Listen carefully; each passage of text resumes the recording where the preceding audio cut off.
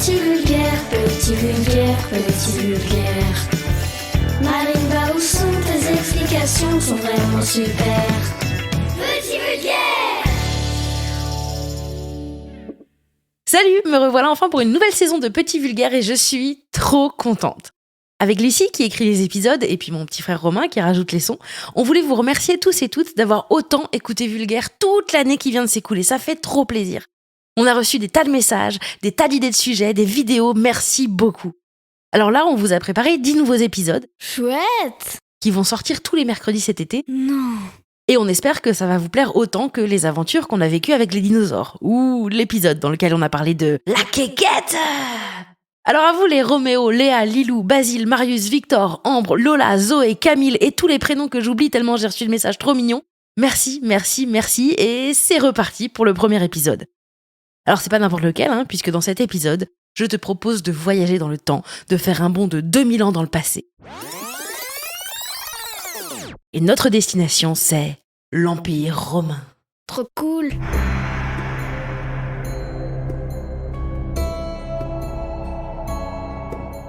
À cette époque, il est immense. Il comprend l'Italie, bien sûr, mais aussi une partie de l'Europe, de l'Asie et du Moyen-Orient, sans oublier bien sûr l'Afrique du Nord. Mais on n'est pas là pour faire du tourisme, non, là on est là pour faire des choses sérieuses. On va plonger au cœur des arènes, à la rencontre des gladiateurs. Alors tu es peut-être en train de trépigner d'impatience et de t'exclamer « Ouais, des gladiateurs! Le bruit des glaives qui s'entrechoquent et puis l'odeur du sang !» En fait, il semblerait bien qu'on ait une image plutôt fausse de ce qu'étaient les gladiateurs. C'est probablement un peu la photo-film qui veulent nous faire frissonner en mettant en scène de grands mecs musclés avec des sandales de la marque tropézienne et des jupes en métal qui ont l'air super pas pratiques, qui jouent leur vie dans l'arène et qui crient avec une voix bien grave « Toi, mon petit Spartacus, tu vas te tâter de mon glaive et tu vas pas être déçu du voyage, crois-moi. » Bref, c'est une image fausse. Alors que les gladiateurs, en vrai, ils étaient plutôt réglo. On pourrait même dire que leur vie, c'était un peu un mix entre Poudlard, une compétition de patinage artistique et la tournée mondiale d'un gros groupe de rock.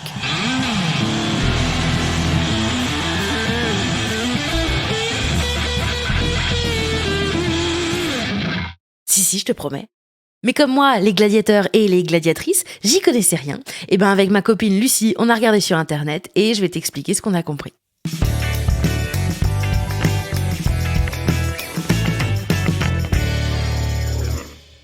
Imagine, tu t'appelles Maximus. Bon déjà trop cool comme prénom. Tu es un homme libre mais plutôt pauvre et tu veux gagner de l'argent. Tu peux décider de devenir gladiateur.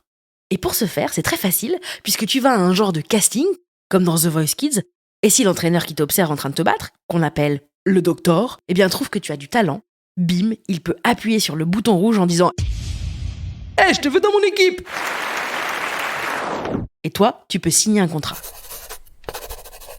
Ah oui, par contre, léger détail, tout petit truc à savoir de rien du tout, quand on signe pour devenir gladiateur, on perd sa liberté. Aïe aïe aïe. Ah bon ? Ouais, on devient la propriété du dirigeant de l'école de gladiateurs pour laquelle on a passé le casting. Mais en même temps, la liberté, est-ce que c'est si important ? La liberté, pas important. T'es vraiment sûr ? Ouais, quand même, c'est important. Je dirais même que c'est grave important.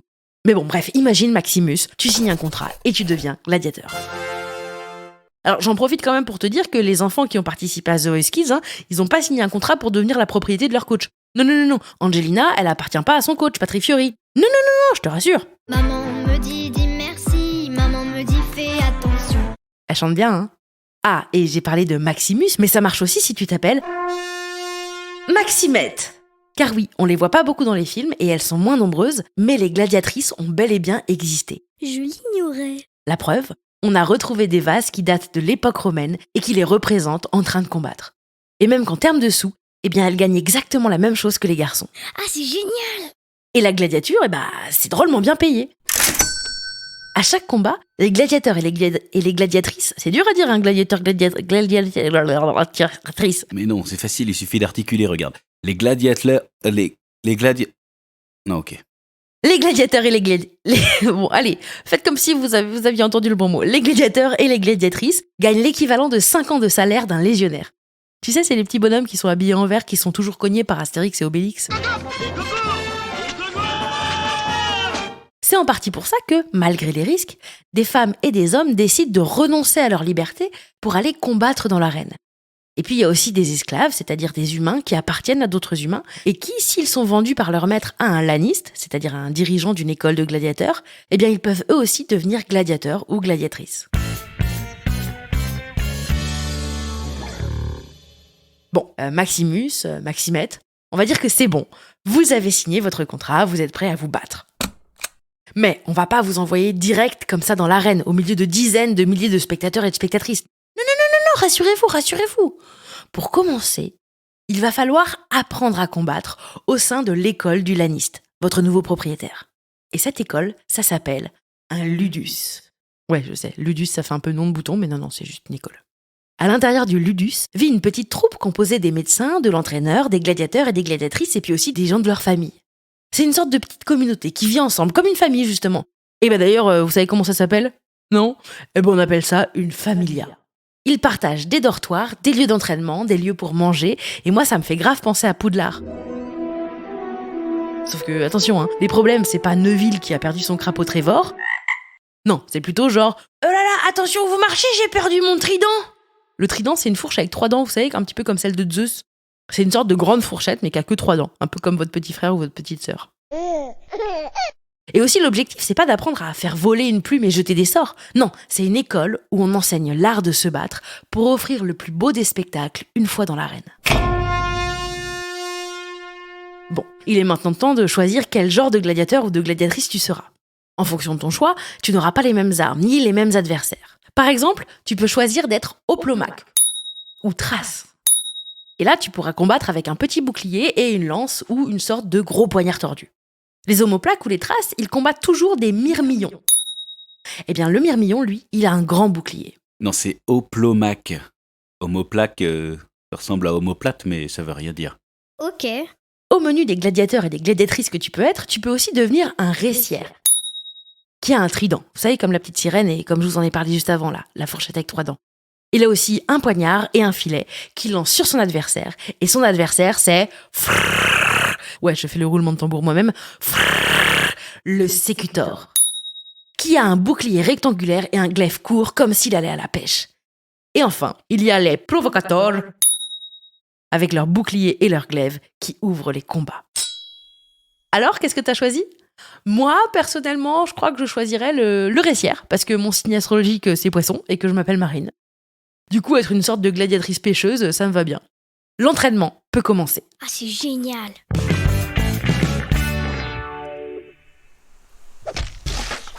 Mais attention, le but, c'est pas d'apprendre à tuer tous tes camarades. Non. Rappelle-toi, tu vis avec ta familia 24 heures sur 24. C'est tes potes, c'est contre eux que tu vas devoir te battre dans l'arène. Ce serait hyper triste de devoir mettre fin à leur jour.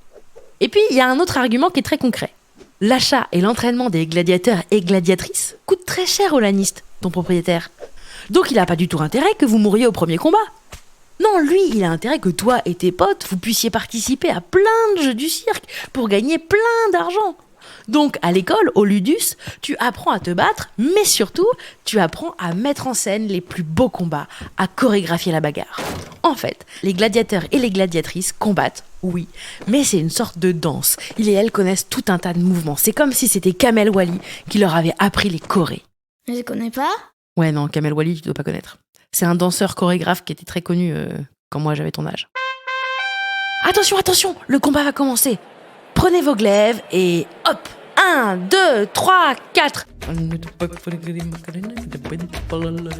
Mais non, c'est pas la Macarena, mais c'est juste que l'heure des premiers jeux du cirque a sonné. Tu vas pouvoir montrer de quoi tu es capable dans l'arène. Des dizaines de milliers de spectateurs et spectatrices se sont déplacés, c'est hyper impressionnant. Ton rôle va être de les faire frissonner, de les faire vibrer de peur et d'émotion. Oh là là, j'ai des émotions. Et pour ça, tu vas mettre en pratique les gestes que tu as répétés à l'école. Utiliser une arme pour infliger aux adversaires des blessures impressionnantes, visibles jusqu'au dernier rang des gradins.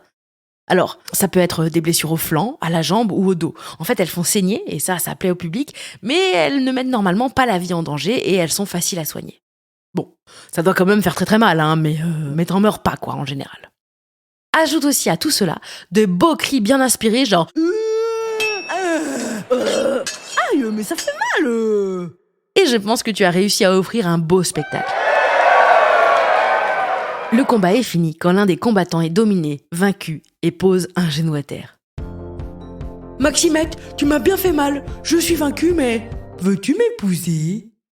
N'empêche que tu as plutôt intérêt à faire confiance à ton adversaire parce que là, au milieu de l'arène, tu n'as probablement pas trop envie qu'il se trompe dans sa choré et qu'il t'enfourche. C'est pour ça que je te disais que c'est un petit peu comme le patinage artistique. Bon, moi je suis pas spécialiste du patinage, mais j'ai l'impression que quand notre partenaire est en train de nous porter à bout de bras au-dessus de sa tête en glissant à fond sur la glace, on n'a pas très envie qu'il nous laisse tomber. On a l'impression qu'il vole, qu'il flotte, on dirait deux petits papillons collés l'un à l'autre tout le long. Et c'est pareil pour les gladiateurs et les gladiatrices. L'objectif, c'est de rester en vie tout en mettant plein la vue au public. Bon, alors pour être parfaitement honnête, il arrive qu'il y ait des gladiateurs et des gladiatrices qui combattent jusqu'à la mort. Mais ça, c'est vraiment très très très très rare. Et dans ce cas, les spectateurs et les spectatrices ont le pouvoir de soutenir le perdant en criant « La vie, la vie, la vie, la vie !» pour qu'il ait la vie sauve. Alors, faut pas confondre avec la vie, la vie, la vie, la vie. Voici la vie, la vie. Non, ça, c'est le générique d'un dessin animé de quand j'étais petite. La vie, la vie, la vie, la vie.